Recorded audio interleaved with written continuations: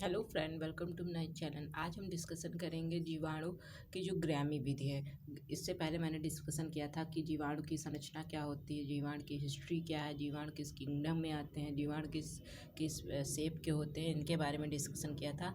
आज हम डिस्कशन करेंगे जीवाणु के अभिरंजन की ग्रेमी विधि। ये ग्रेमी विधि है जो वैज्ञानिक क्रिश्चियन ग्रेम के नाम पर पड़ी है। जो उन्होंने 1884 में इस विधि को दिया था। इसमें जीवाणुओं को दो भागों में विभाजित कर दिया, एक ग्राम पॉजिटिव एक ग्राम नेगेटिव। और ये जो जीवाणु हैं वो स्टैनिंग मतलब अभिरंजक करने से पूर्व के हैं। जो इसमें दो घोल लिए, एक घोल लिया क्रिस्टल वायलेट कलर का और दूसरा घोल लिया आपका आयोडीन का। दोनों में उन्होंने इनको डाला, ग्राम पॉजिटिव और ग्राम नेगेटिव वालों को। फिर उसके बाद में देखा कि सभी जीवाणु कैसे हो जाते हैं। आल बैक्टीरियाज बिकम्स वायलेट, सारे जीवाणु कैसे हो गए हमारे बैंगनी हो गए। उसके बाद में उन्होंने क्या किया कि एसीटोन अथवा अल्कोहल की सहायता से इन जीवाणुओं को साफ़ किया। फिर स्वच्छ जल से भी इनको साफ़ किया। जो जीवाणु बैंगनी रंग के हो गए वो कैसे थे, ग्राम पॉजिटिव थे। और जो जीवाणु कैसे हो गए, रंगहीन थे वो क्या हो गया, ग्राम नेगेटिव हो गया। फिर उन्होंने क्या किया, सेफ्रिनिन में अभिरंजक किया।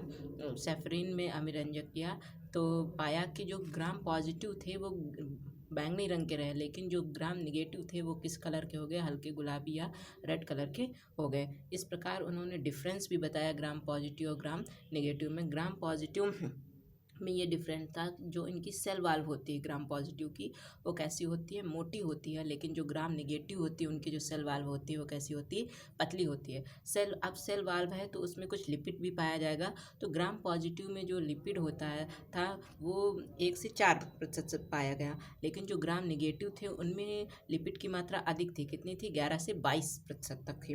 फिर उन्होंने ग्राम पॉजिटिव में टिकोइक अम्ल पाया गया, जिसके कारण जो ये जीवाणु थे पेनिसिलिन को नष्ट कर देते थे। लेकिन ग्राम नेगेटिव में टिकोइक अम्ल नहीं पाया जाता था, जिससे ये जीवाणु क्या करते थे, पेनिसिलिन को नष्ट नहीं कर पाते थे।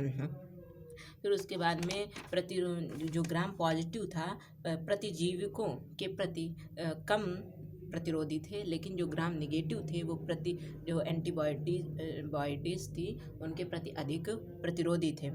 ग्राम पॉजिटिव में लाइसोजाइम के प्रति अधिक क्या थे, प्रतिरोधी थे, लेकिन जो ग्राम नेगेटिव थे वो लाइसोजाइम के प्रति कम प्रतिरोधी थे।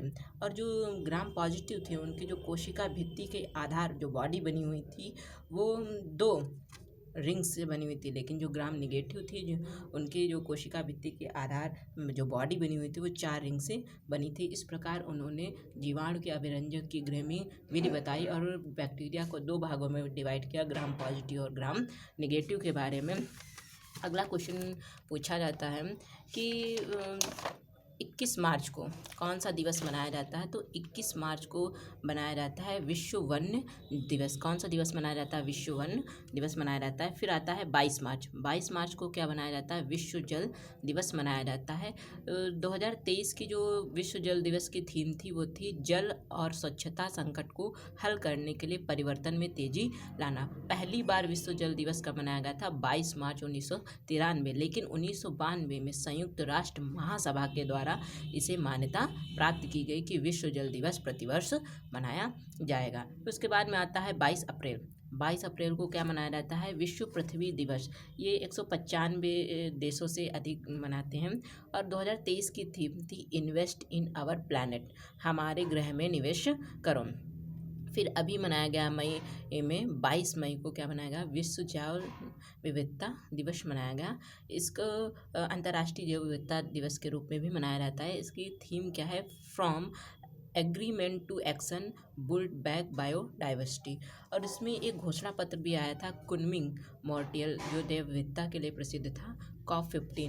COP15 अगर पूछा जाए तो कनाडा में मेज़बानी किसने की थी, चाइना ने इसकी मेज़बानी की थी। पूछा जाता है कि भारत में जो विश्व का कितना प्रतिशत जैव विविधता होती, तो 8% जैव विविधता होती। भारत में 2 बायोलॉजिकल हॉटस्पॉट है, पश्चिमी घाट और पूर्वी घाट। सर्वाधिक जैव विविधता कहाँ पाई जाती है? अमेजन वर्षा वन में पाई जाती है। और अमेजन जो वन होते हैं उनको कहते हैं पृथ्वी के फेफड़े। इनकी आकृति जैसे बनी है जैसे हमारे लंग्स बने होते हैं। एक क्वेश्चन आता है नगोया प्रोटोकॉल किससे संबंधित है? तो नगोया जो प्रोटोकॉल है वो हमारी जैव विविधता से संबंधित है। अगला क्वेश्चन है कि भारत में जो यूनेस्को द्वारा बायोस्फीयर है वो कितने हैं? 12 हैं। और नवीनतम कौन है? पन्ना बायोस्फीयर रिजर्व है जो हमारे मध्य प्रदेश में पाया जाता है। एक करंट का क्वेश्चन है, इंटरनेशनल पैथोजेन सर्विलांस नेटवर्क को लॉन्च किसने किया था? WHO ने किया था। WHO का फुल फॉर्म होता है वर्ल्ड हेल्थ ऑर्गेनाइजेशन। इसकी स्थापना हुई थी 7 अप्रैल 1948 में और इसका हेडक्वार्टर कहाँ है? जिनेवा स्विट्जरलैंड में। वर्तमान में इसके अध्यक्ष हैं डॉक्टर ड्रेडोस। कौन है? डॉक्टर ड्रेडोस। एक शब्द है पैथोजेन, इसका अर्थ होता है रोग कारक, जो कोविड-19 के उपचार में सहायक होता है। कहते हैं ना कि अगर आपके हौसले बुलंद हैं तो कोई भी परिस्थिति आपको हरा नहीं सकती। इसका एक उदाहरण है, हमारा प्रत्यक्ष उदाहरण है हरिबुद्ध मागर साहब। उनके पास कृत्रिम पैर थे, उनके दोनों पैर नहीं थे। पहले 2017 में बैन लगा दिया था सुप्रीम कोर्ट ने कि जो मतलब दिव्यांग लोग हैं वो माउंट एवरेस्टिंग नहीं कर सकते हैं, लेकिन फिर से उसको हटा दिया गया। सुप्रीम कोर्ट ने हटाया कि ये सभी का हक है, वो कर सकते हैं। तो उसके बाद में मागर सागर ने क्या कहा कि कृत्रिम पैर थे उनके पास। और दुनिया की सबसे ऊंची चोटी जो हमारी कौन है? माउंट एवरेस्ट है, जिसकी ऊंचाई कितनी है? 8,848.86 किमी है। उनको क्या किया? फतेह किया। और ये भारत के साथ साथ विश्व के भी पहले व्यक्ति बन गए। इन्होंने चूचू पर्वत जो बोल्विया में है उसे भी फतेह किया है। किलिमंजारो जो तंजानिया अफ्रीका में है उसको भी फतेह किया है। अगला क्वेश्चन है कि 8 मार्च को क्या मनाया जाता है? रेड क्रॉस डे मनाया जाता है। लंबे समय तक निकोटिनिक अम्ल की कमी से कौन सा रोग हो जाता है? पैलाग्रा रोग हो जाता है। Thank you for watching.